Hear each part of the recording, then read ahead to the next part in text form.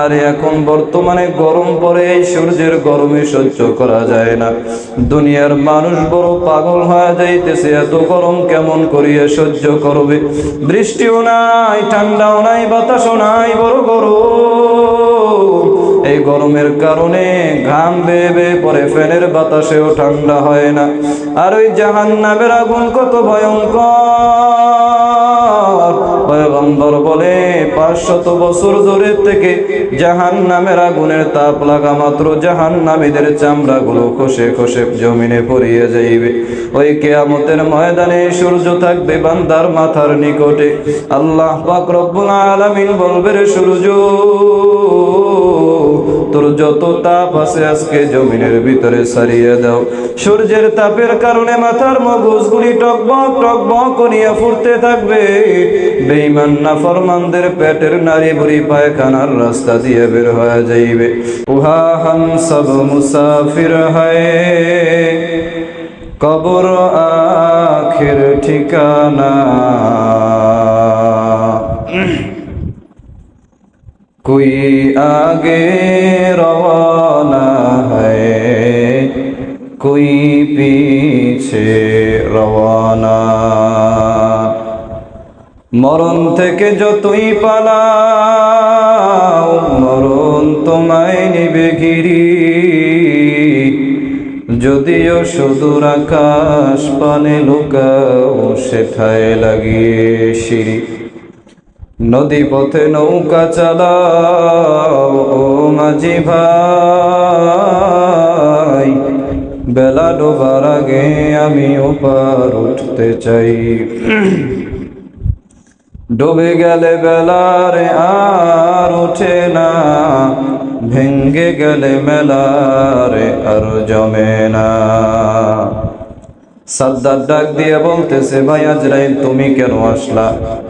আজরাইল ডাক দিয়ে বলতেছে, রে সাদ্দাত, আমি আসলাম আল্লাহর হুকুমে তোমার জানটাকে কবজ করার জন্য, তোমাকে নিয়ে যাওয়ার জন্য।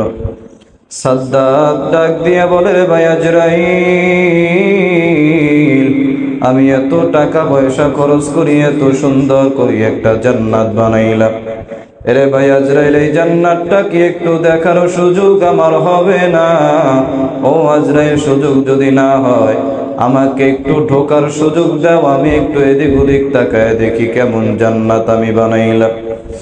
আবার আজরাইল আল্লাহ তাআলার কাছে বলে, রে মাওলা, এই সাদ্দাতকে কি একটু সময় দেওয়া যাবে নি? আল্লাহ তাআলা জানায় দেয়, রে আজরাইল,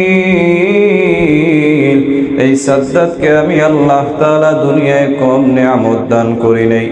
এই সাদ্দাতের টাকা পয়সা ছিল না, আমি আল্লাহ তাআলা টাকা পয়সার মালিক বানাইলাম। এই সাদ্দাত কথা বলতে পারতো না, আমি আল্লাহ তাআলা কথা বলার শক্তি দান করলাম। এই সাদ্দাত হাত নাড়াইতে পারতো না, আমি আল্লাহ তাআলা হাত নাড়াবার শক্তি দান করলাম। আমি আল্লাহ তাআলার এত নিয়ামত ভোগ করার পর এখনো আমি আল্লাহর সঙ্গে চ্যালেঞ্জ করছে, ও আজরাইল, এই নাফরমানকে আর 1 সেকেন্ডের সময় দেওয়া যাবে না। এর সন্তান মরণ যে কার কখন হবে জানা নাই। বাবার আগে সন্তান চলিয়া যায়, সন্তানের আগে বাবায় চলিয়া যায়, দাদার আগে নাতি চলিয়া যায়, নাতির আগে দাদায় চলিয়া যায়, বড় ভাইয়ের আগে ছোট ভাই চলিয়া যায়, বন্ধুর আগে বন্ধু চলিয়া যায়, ভাইয়ের আগে বোন চলিয়া যায়। অভাব নাই, কখন জানি তোমার আমার মরণের ডাক। এই মাদ্রাসায় ভর্তি হইলাম ইলম শেখার জন্য, হাফেজ হওয়ার জন্য। মনের ভিতরে দিলের ভিতরে বড় আশা,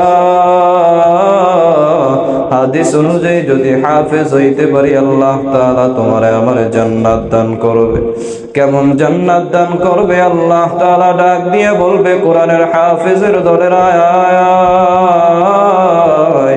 দুনিয়াতে বসে আমি মাওলার কোরআন তেলাওয়াত করছো, আমি মাওলার কোরআন অনুযায়ী তোদের জীবনটারে চালাইছো, আজকে তোরা বাসিয়া বাসিয়া যারা জাহান্নামী আছে এরকম 10 জনকে জান্নাতি বানায়া দিবি। এবং বান্দা একটা আয়াত তেলাওয়াত করবি, জান্নাতের একটা তলায় পৌঁছে যাবি। আবার আরেকটা আয়াত তেলাওয়াত করবি, জান্নাতের আরেকটা তলায় পৌঁছে যাবি। ওই জান্নাতে যদি বান্দা যাইতে হয়, আল্লাহ পাকের কাছে বেশি বেশি দোয়া করতে হবে। মরণের কোনো বয়স নাই, কখন জানি মরণ হয়। এজন্য আল্লাহ তাআলার কাছে বেশি বেশি তওবা করতে হবে। আর চেষ্টা করতে হবে বেশি বেশি নেক আমল করতে হবে। কারণ দুনিয়ায় আমার আপনের অভাব নাই, কিন্তু ওই কবরে আমার আপন কেউ হবে না। মন কার লাগিয়া কান্দো দিবারাতি, ভেবে দেখো কেউ হবে না, ভেবে দেখো কেউ হবে না তোমার সঙ্গের সাথী।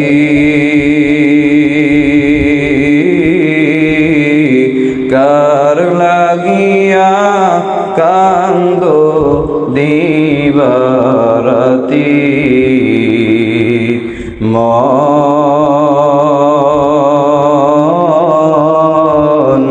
কার লাগিয়া কান্দো দিবারাতি।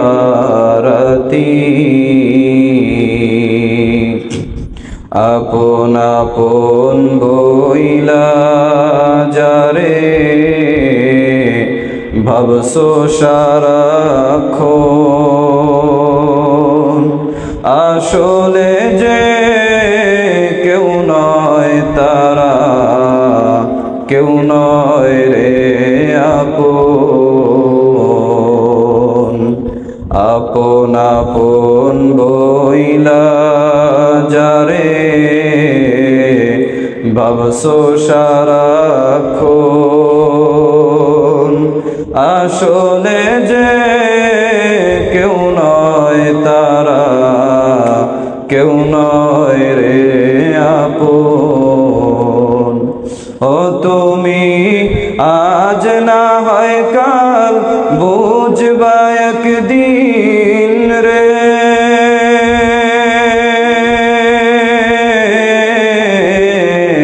আজ না হয় কাল বুঝবা একদিন, নিভিলে জীবন বাতি। কার লাগিয়া কান্দো দিবারাতি, ওরে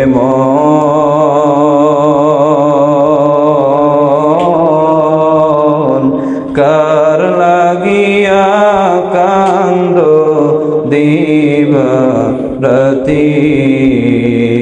ভেবে দেখো কেউ হবে না, ভেবে দেখো কেউ হবে না তোমার সঙ্গের সাথী।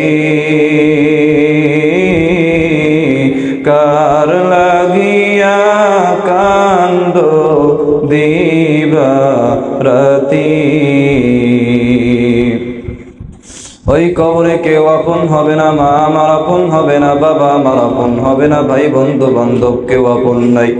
পয়গম্বর আলাইহিস সালাতু ওয়াস সালাম বলেন, উম্মতের দল, এই দুনিয়ার কষ্ট কোনো কষ্ট না, এই দুনিয়ার শান্তিও কোনো শান্তি না, ওই আখিরাতের কষ্টই হলো আসল কষ্ট, ওই আখিরাতের শান্তি হলো আসল শান্তি। রে সন্তান, এখন তো পড়ালেখা করতে বড় কষ্ট হয়, বড় কষ্টের কাজ মনে হয়, কিন্তু এই কষ্ট কোনো কষ্ট না রে সন্তান। এই কষ্ট করিয়া যদি কোরআনের হাফেজ হইয়া আল্লাহকে রাজি খুশি করিয়া কবরে যাইতে পারো, আল্লাহ তাআলা জানায় দেয় রে পয়গম্বর, উম্মতের জানায় দেন, আমি আল্লাহ তাআলা বান্দা বান্দির জন্য সুন্দর জান্নাত বানায় রাখছি। যেই জান্নাতের ভিতরে কোনো কষ্টের কোনো জিনিস নাই, বান্দা যা চাইবে তাই পাইবে, বান্দার যা মন চাইবে বান্দা তাই করতে পারবে। আর যেই বান্দা বান্দি গুনাহ নিয়ে অন্ধকার কবরে যাইবা, আর এখন বর্তমানে গরম পড়ে, এই সূর্যের গরমে সহ্য করা যায় না। দুনিয়ার মানুষ বড় পাগল হয়ে যাইতেছে, এত গরম কেমন করিয়া সহ্য করবে? বৃষ্টিও নাই, ঠান্ডাও নাই, বাতাসও নাই, বড় গরম। এই গরমের কারণে ঘাম বেয়ে বেয়ে পরে, ফ্যানের বাতাসেও ঠান্ডা হয় না।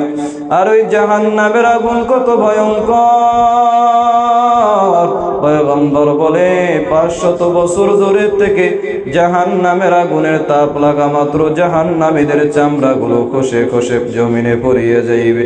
ওই কিয়ামতের ময়দানে সূর্য থাকবে বান্দার মাথার নিকটে। আল্লাহ পাক রব্বুল আলামিন বলবে, রে সূর্য, তোর যত তাপ আছে আজকে জমিনের ভিতরে ছাড়িয়ে দাও। সূর্যের তাপের কারণে মাথার মগজগুলি টকবক টকবক করিয়া ফুটতে থাকবে। বেঈমান নাফরমানদের পেটের নাড়ি বুড়ি পায়খানার রাস্তা দিয়ে বের হয়ে যাইবে। এর সন্তান ওই জাহান্নামের আযাব সহ্য করার ক্ষমতা নাই। কাজেই দুনিয়ায় যদিও কষ্ট হয়, তারপর আল্লাহ তাআলার কাছে তওবা করিয়া কবরে যাওয়া লাগবে। আল্লাহ তাআলা আমাদের সকলকে খাঁটি তওবা করার, আল্লাহ পাকের খাঁটি বান্দা হওয়ার তৌফিক দান করেন। আমিন, আল্লাহুম্মা আমিন।